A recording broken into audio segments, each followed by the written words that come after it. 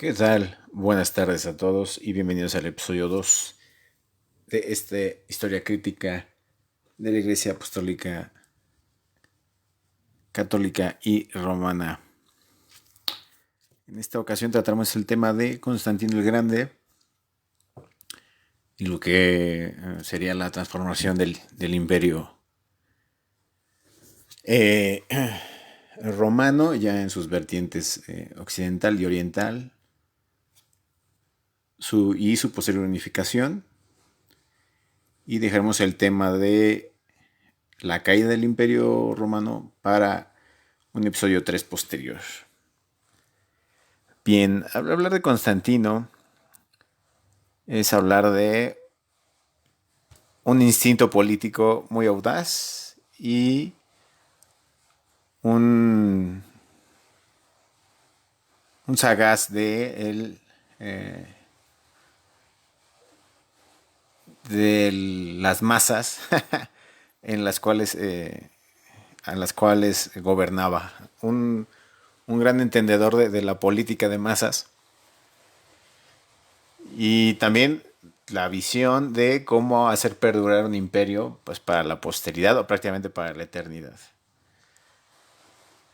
Y aún hoy en día, inclusive a Constantino el Grande se le llama entre los católicos como el gran fundador de la iglesia a la cual responden sin siquiera saber enteramente quién o qué era Constantino el Grande. Bueno, empecemos rápido, vamos a hacer esta cápsula rápida para no aburrir al público. Bueno, igual y curamos el insomnio. Constantino el Grande nace en el actual Ponto en Turquía en el 280 después de Cristo. Su padre era un general romano y cuando nace Constantino, el imperio romano llevaba 200 años de expansión, o bueno, 300 quizás, pero 200 como imperio. Y el imperio necesitaba material, digámoslo así, recursos humanos para la expansión del mismo. Y en esta búsqueda de recursos humanos para la expansión del mismo, hizo uso de sus poblaciones conquistadas y entonces empezó a utilizar mercenarios, mercenarios galos, mercenarios germánicos, sajones, etcétera, etcétera, etcétera. Y esto provocó que el imperio romano, digamos que se disgregara hacia sus fronteras, lo que posteriormente hace Constantinopla, que hoy es el actual capital de Turquía, que se me fue el nombre.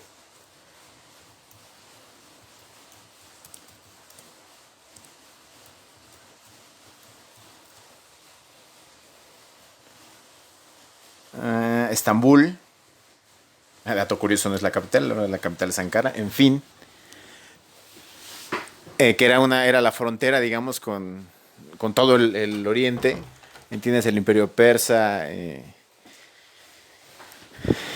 y los griegos, los eslavos, etcétera, etcétera, etcétera. Eh, los que posteriormente van a ser los hijos del Islam también ya andaban por ahí. Y la ruta de la seda tenía que protegerse. Entonces era parte fundamental defender esa zona. Asimismo el puerto de Milán, que siempre ha sido un puerto de comercio y de eh, paso de mercancías hacia Europa. Recepción y eh, de disegración de mercancías hacia Europa. Y el otro punto Es lo que vendría siendo la capital de la actual Polonia. Ahí sí hay debates sobre si pudo ser Polonia, sobre si pudo ser el actual Ucrania, o si se extendían hasta las fronteras rusas, ¿no? Pero esos puntos eran importantes e indispensables para que se mantuviera el Imperio Romano. Esto en la época en la que nace Constantino, en donde Roma como tal, digamos que había dejado de ser un centro de poder y solo se había vuelto un centro político, y los centros de poder se habían trasladado entonces hacia las fronteras. Una de estas fronteras era gobernada por el padre de Constantino, quien él estaba en la provincia al norte de lo que es las Galias, lo que hoy podría ser Francia, España y la Bretaña, o lo que hoy actualmente es Inglaterra. Si ya no me escuchas porque está cayendo un aguacero, pero bueno, proseguimos. ¿Qué pasó, mi estimado Adrián? Saludos. Entonces nace en el 280 después de Cristo. Y como les digo, su papá se llamaba Constancio Cloro, quien asumió la parte occidental del imperio al abdicar el emperador Diocleciano en el año 305. Y Diocleciano sufre esta ruptura de la cual estoy yo mencionando, de que de repente el imperio se disgrega, o sus generales o su gente de poder se disgrega fuera de Roma, y entonces lleva el imperio a estas ciudades, quedando partido en la parte occidental en Roma y en la parte oriental en Turquía, o la actual Estambul. Perdón, Bizancio, actual Estambul, de la actual Turquía. Disculpen ustedes. Entonces queda partido el imperio. Todavía no queda tan desfragmentado, lo voy a poner desde esa perspectiva. Hay una necesidad de reunificar el imperio, pero Constantino llevará a cabo esa labor. En el año 305,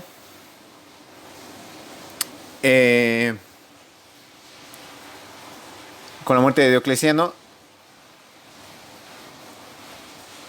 entonces queda un hueco por el poder en el Imperio Romano que alguien tiene que llenar. El padre de Constantino lleva, bueno, algunos historiadores relatan que lo llevaba a las batallas y le enseñó pues lo fundamental en el arte de la guerra, en el arte de la política, en el trato con Roma.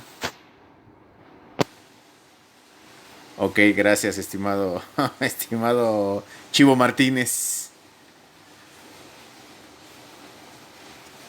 Y lleva a Constantino en las batallas, reitero, por Francia, por España, por Alemania y por Bretaña. Y es en las batallas contra los... ahí va un más. Contra los pobladores del norte de Bretaña, que vienen siendo los actuales escoceses. Aunque en sí no hay una pobreza ahí racial, pero en fin, es otro tema. Donde Constancio I, el padre de Constantino, muere en la ciudad de York en el 306 después de Cristo. Y es aquí donde Constantino I es elegido por las tropas como el general representante del Imperio Romano en la Gran Bretaña, en España, en Alemania y en Francia. Esas eran sus territorialidades. Y a partir de aquí, y cual si la historia siempre cambiara en la tierra inglesa, va a venir entonces el cisma de Constantino I el Grande.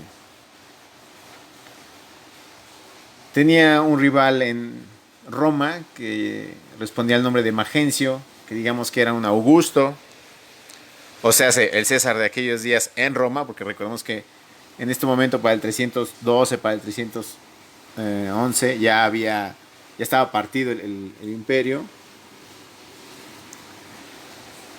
Y entonces digamos que cada quien agarraba sus cotos de poder y pues buscaba hacer lo que podía con lo que tenía, básicamente.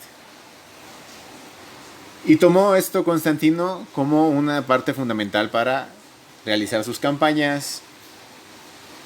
Se movió políticamente para saber cómo estaban las cosas en Roma, cómo estaban las cosas en Istambul y cuál era eh, el arraigo entre las masas, ¿no?, de estos reinos y sus respectivos generales o gobernantes o césares. Entonces Constantino hábilmente detecta que Roma está vacía, que los generales importantes no están en Roma, están, reitero, o en Estambul o en la parte de Rusia, Polonia, en el medio este europeo. Y entonces decide emprender la marcha hacia Roma.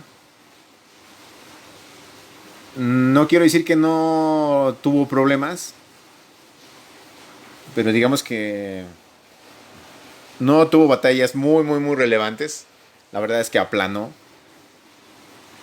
Sus tropas eran organizadas, eran ordenadas, ejecutaban, estaban bien entrenadas, tenían táctica, eh, armamento, recursos, y por si algo faltara, tenían además a los mercenarios que yo mencionaba anteriormente, eh, alemanes, franceses, españoles, etc. Bueno, es que no quiero decir que sean alemanes, españoles, franceses, porque pues en ese tiempo no existía, ¿verdad? Alemania, Francia, España o Italia. Entonces, galos, germanos, británicos y demás. Entonces inicia Constantino en el 310 este camino hacia Roma. Llegando a la misma en el 312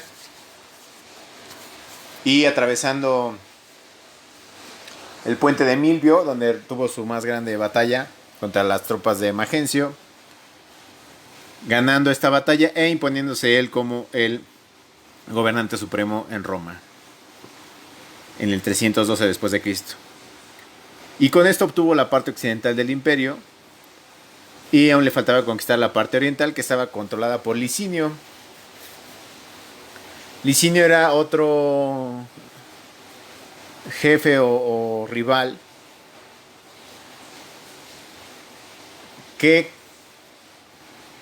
consiguió cierta unificación a su alrededor, pero no una unificación del pueblo, vamos a llamarlo de esa manera, sino una unificación de algunos aristócratas, del Senado y de algunos líderes militares. Licinio es el que originalmente crea una Roma oriental, porque es el primero que hace un senado fuera de Roma. Que ese es como que el primer gran pecado, ¿no? En Licinio, llevarse parte del poder romano de Roma, vaya la reiteración, a Constantinopla instaurar ahí un modelo muy semejante al que estaba en Roma, sin responder a Roma.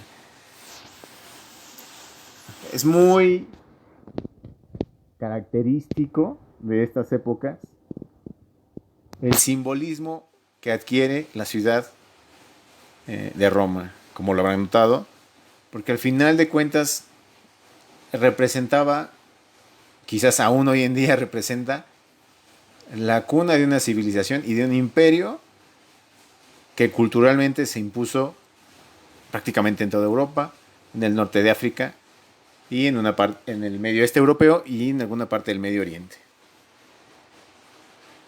Y entonces digamos que de una manera idiosincrática, tanto la gente del pueblo de Roma, vaya el término, como los militares, como los senadores, como los políticos, mantenían este tributo hacia la ciudad, hacia el hecho de ser la ciudad fundadora, la ciudad primigenia y donde se desarrolló todo.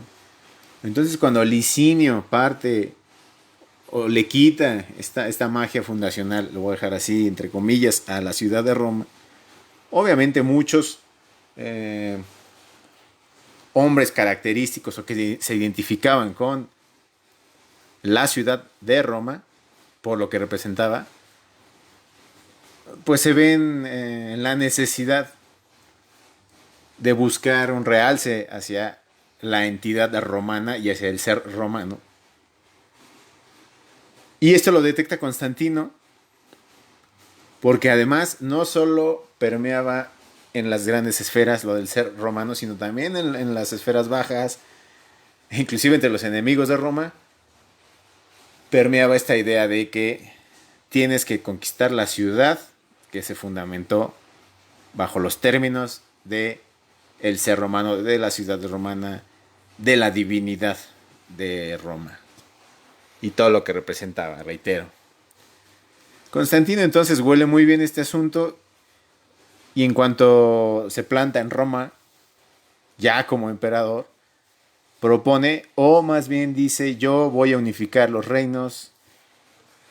Y hace la gran propuesta que inclusive hizo Mussolini hace no muchos años, hace 100 aproximadamente, de regresar la grandeza a Roma. Y bajo ese edicto se lanza entonces contra Licinio y durará del 313-14 aproximadamente hasta el 323 peleando para que Roma Oriental cayera bajo su poder.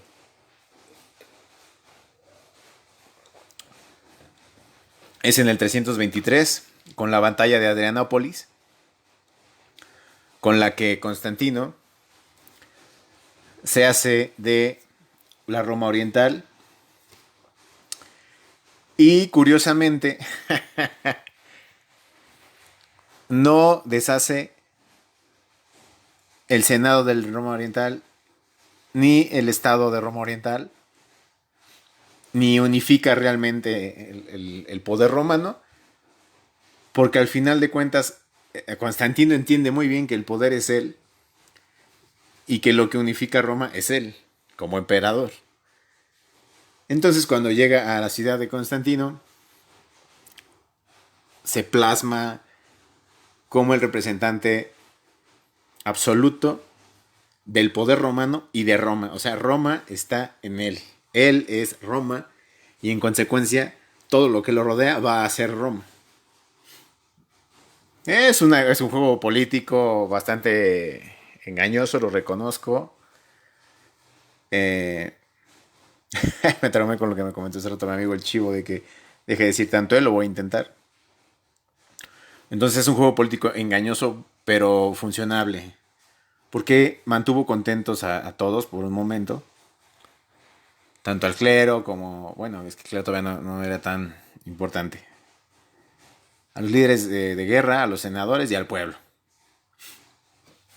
Sin embargo, Constantino sabe perfectamente que esta situación le puede reventar en las manos al tener un imperio partido y no decidirse en unificar en la capital todo el poder. O básicamente regresar todo a Roma y llevarse todo de Istambul. Porque también Constantino se dio cuenta que la puerta de Istambul, quien conecta con el oriente y con la ruta de la seda y demás,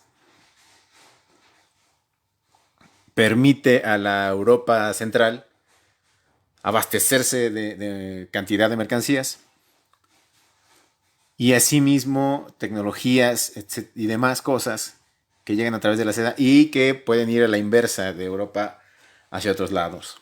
Que para este momento todavía, digamos, no sucede de gran manera como sucederá tiempo después, pero hay intercambio de mercancía y demás situaciones que permiten que Constantinopla se convierta en una ciudad importantísima de intercambio de mercancías, de ideas y de culturas. Entonces, en el 323 es cuando Constantino se convierte en el emperador absoluto de Roma y de Constantinopla o Estambul, el actual Estambul, y en consecuencia es el supremo emperador de todo el mundo. O como lo conocen en latín, Totius Orbis Imperator. Así de humilde. Datos culturales. Actualmente, tanto en la iglesia ortodoxa como en la iglesia católica, se utiliza el morado para los ritos cristianos en ambas iglesias.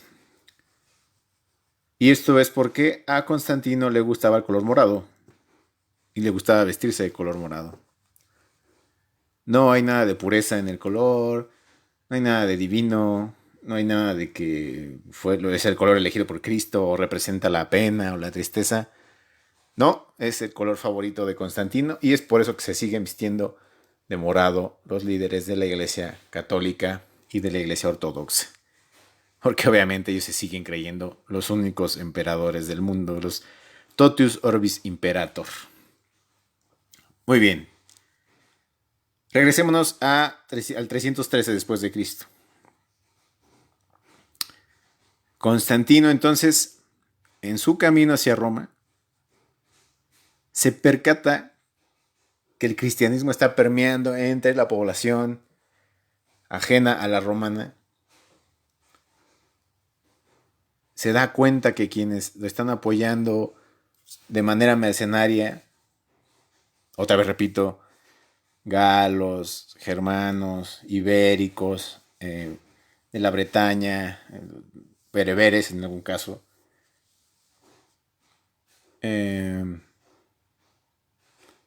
los de Medio Oriente, inclusive algunos eslavos, trabajan la visión cristiana del mundo como suya, la hacen suya. Astutamente, Constantino sabe que convertirse en emperador absoluto sin el apoyo de las masas te puede convertir en un emperador absoluto de 5 minutos. Gran lección de historia que aprendió ahí Constantino de Julio César. Porque Julio César se volvió el emperador absoluto de Roma, pero tanto poder siempre amedrenta. Y al final, Julio César terminó con 33 puñaladas en la entrada del Senado. Constantino dice, no, yo no voy a pasar por eso. Es mejor, vamos a unificar y vamos a buscar cómo validarnos, pero no de una manera terrenal, no de una manera humana, ¿no? Hay que volver este acto, hay que volverlo divino. Dejemos lo terrenal para los terrenos, vaya la palabra, y volvamos al emperador en divino, en agraciado de un Dios poderoso y absoluto. Cualquiera que éste sea, ¿eh? No importaba el nombre del Dios o lo que fuera. Entonces Constantino empieza a ver estas situaciones. Y en el edicto de Milán del 313 acaba con el culto estatal pagano en Roma, decretó el fin de las persecuciones contra los cristianos y la devolución a estos de los bienes expropiados. Aún no convirtió al cristianismo en la religión oficial del Estado, pero empezó a hacer ya alianzas con un coqueteo, ¿no? Con esta religión que empezaba a crecer. Les concedió privilegios y donaciones a la iglesia, apoyó la construcción de grandes templos y dio preferencia a los cristianos a la hora de seleccionar a sus colaboradores.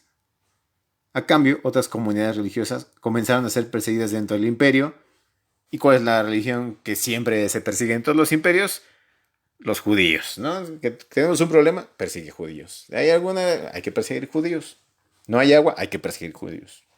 Siempre ha funcionado esa estrategia. Últimamente han estado muy dueños del mundo y no creo que tardemos otra vez en perseguir judíos. No tardamos mucho en llegar a ello. Bien, entonces con este matiz es que Constantino se lanza entonces a la conquista de la Roma Oriental, pero ya con estas ideas de convertir el imperio en un solo eje y en una sola institución. Eso es importante. Institución, iglesia,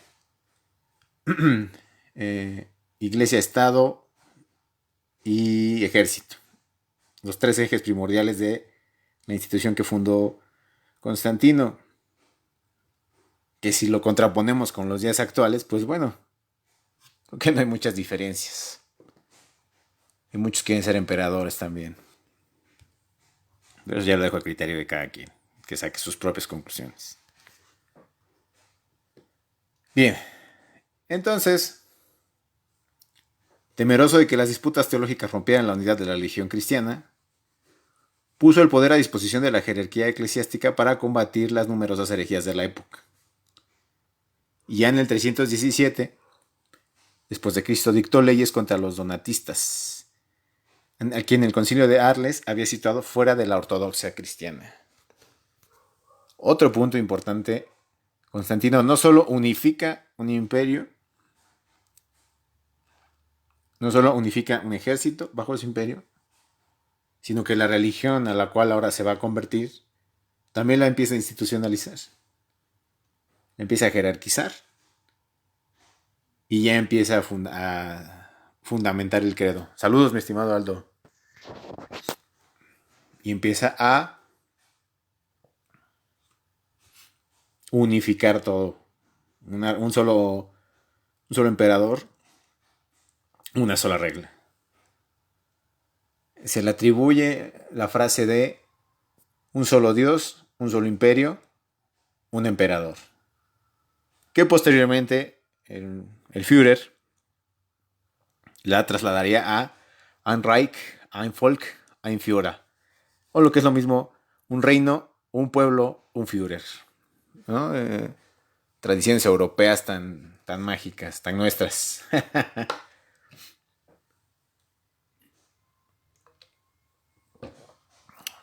Bien. Entonces llega ya Constantino, conquista Roma Oriental en el 323. Y en el 325, perdón por esta pausa, se va a dar uno de los concilios más importantes en la historia de la humanidad. El concilio de Nicea del año 325, en el cual se aprueba el credo, se aprueban los evangelios y se aprueban el derecho canónico. Os voy a repetir. Los principales logros fueron el arreglo de la cuestión cristológica, o sea, de Cristo, de la naturaleza del Hijo de Dios y su relación con Dios Padre. La construcción de la primera parte del símbolo niceno, la primera doctrina cristiana uniforme, y el establecimiento del cumplimiento uniforme de la fecha de la Pascua y la promulgación del primer derecho canónico. ¿Cuál es la relevancia del concilio de Nicea, orquestado por Constantino, para la historia occidental y quizás para la historia del mundo? Que convirtió a una iglesia que estaba separada, que estaba fragmentada, que no tenía unión, la unificó, le impuso una ley jurídica, le impuso una ley administrativa y le impuso una ley divina. Y creó una institución en su beneficio. Que además dicha institución iba a responder enteramente a sus necesidades e iba a controlar a las masas. así como la institución imperio también controlaba el modo de vida de la ciudadanía y la institución militar controlaba el modo de vida de los enemigos y además ampliaba el territorio del imperio. Ahora la institución religiosa, además de tener el dominio de los ciudadanos en vida, los iba a tener en muerte. Porque si estabas fuera del catolicismo o si estás fuera del catolicismo, no tienes acceso entonces a los gozos del otro mundo, del cielo, de la divinidad, etcétera, etcétera, etcétera.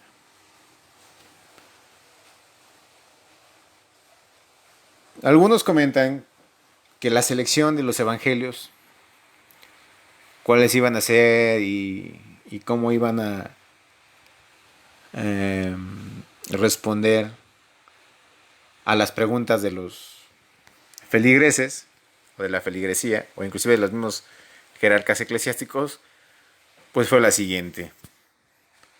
Constantino tomó todos los evangelios que le pusieron, los aventó sobre una mesa y los 4 evangelios que quedaron sobre una mesa fueron los cánones y se acabó.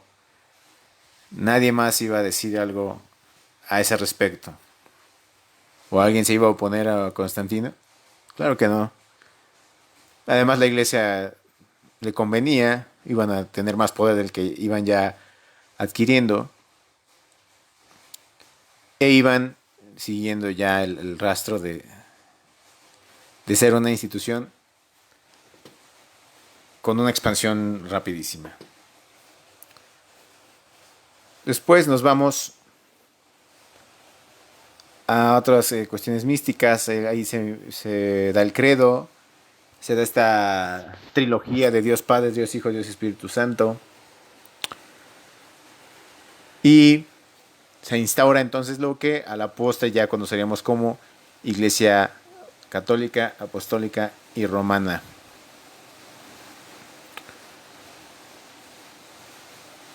Cabe mencionar que Constantino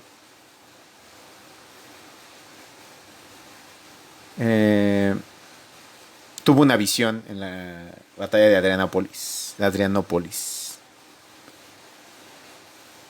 Y relata Constantino, en las horas meridianas del sol, cuando ya el día empieza a declinar, dije, vi con mis propios ojos en pleno cielo, superpuesto al sol, un trofeo en forma de cruz, construido a base de luz, y al que estaba unida una inscripción que rezaba, con este vence.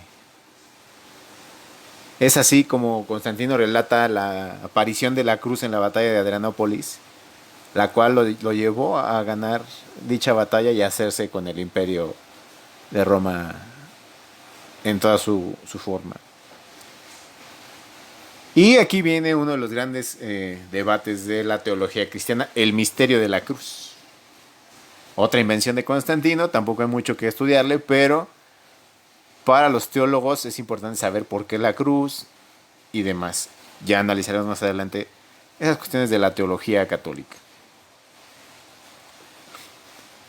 Constantino no se convirtió al catolicismo hasta 2 años antes de su muerte. O 1 año creo antes de su muerte.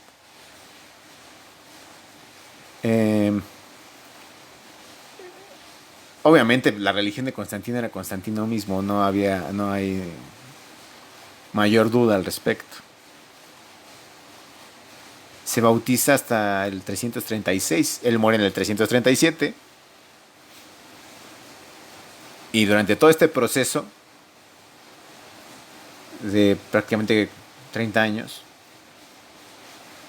cimentó las bases de la Iglesia Católica, Apostólica y Romana y también de la Iglesia Ortodoxa y de muchas otras iglesias, pero que comparten el mismo dogma de fe. Ya mucho tiempo después vendrían los reformadores con Martín Lutero a la cabeza, pero ya llegaremos hasta allá. Y entonces esta es la importancia de Cayo Flavio Valerio Claudio Constantino y cómo cimentó las bases de una iglesia católica, apostólica y romana. El día de mañana seguiremos con el episodio ya 3, donde hablaremos de la caída de Roma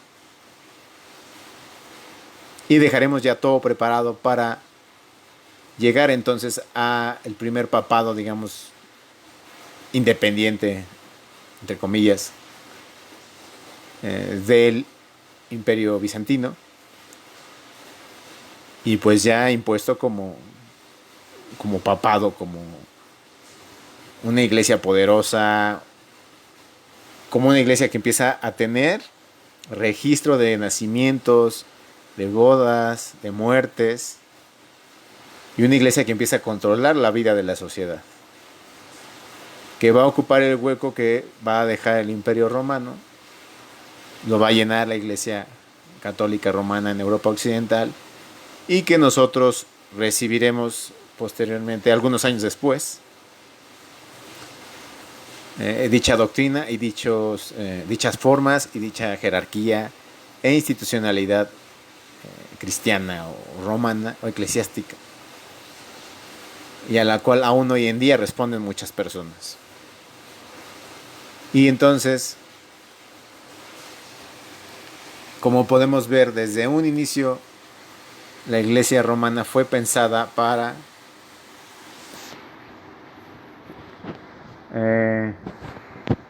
¿qué pasó, mi estimado Diego? Como mencioné en el episodio 1 de esta cuestión, de esta serie de programas, el Papa existe desde el 120 después de Cristo. Y no es un papa, eran como 8 papas. Y cada quien jalaba agua para su molino. Pero digamos que hasta esta época, hasta el 300, no había unificación, hasta que después del concilio de Nicea ya ponen a chambear a los arzobispos, y entonces ya empiezan a unificarse las diferentes iglesias, que empezaron a salir a la luz al ya no ser perseguidos. Obviamente empezaron a comunicarse los unos con los otros y ya fueron unificando criterios y ya fueron designando a un papa, digamos, que era más un representante de la iglesia ante Constantino que realmente un papa con poder. Eso también es importante. El miércoles, que ya voy a hablar de el inicio de la iglesia como el sucesor del Imperio Romano de Oriente, voy a tratar de explicar cómo funciona, o más bien cómo se convirtió al Papa en el Papa, ¿no? En esta figura de poder absoluto que tiene bajo su dominio a millones de personas y que puede hacer lo que le plazca, porque, según yo, igual y ya ahorita que estudie el derecho canónico me desmiento, él es el representante de Dios en la tierra y es elegido por Dios, porque Dios le da la voluntad a los arzobispos de elegirlo a él como papa. Eso es algo que en estas épocas debería de sonar extraño, pero realmente poca gente sabe quién o qué representa la figura papal. Y que de esta figura canónica de elección divina se expande a lo que posteriormente van a ser las casas reales europeas. Pero que, como has escuchado en este bonito programa, pues todo surge de Constantino el Grande, quien le da este matiz divino a los actos de un imperio. Y si tú tienes el poder de Dios atrás de ti, o más bien si tú prácticamente eres Dios en la tierra, no hay poder que se oponga al tuyo. Que eso es algo que heredó muy bien pues desde los egipcios, mi hermano. O sea, son de 4000 años de civilización en este mundo. 4000 años ha sido de un humano que se dice elegido por Dios para gobernarlos a todos, y que además tiene más poderes que todos porque él es el único que puede hablar con el divino, y además con una institución atrás de él. Siempre va de la mano, generalmente, un hombre que se cree divino y una institución que lo ampara. Si no hay hombre y no hay institución, pareciera que no hay evolución en esta historia de la humanidad. Mucha gente cree que la burocracia es nueva, y pues, como se darán cuenta, la verdad es que no. Las instituciones siempre han existido en toda la vida, y siempre ha existido la burocracia. el pago de impuestos y demás cuestiones. Entonces, volviendo a tu pregunta, ¿la figura del Papa tenía importancia antes de Constantino en él? Yo diría que en él, pero ya con Constantino ya se le dio un poder bastante fuerte. Y bien, creo que por aquí llegaré el día de hoy. Ya me emocioné, ya me aventé un buen rato como siempre. Pero esta es la historia de Constantino, el verdadero creador de la iglesia romana.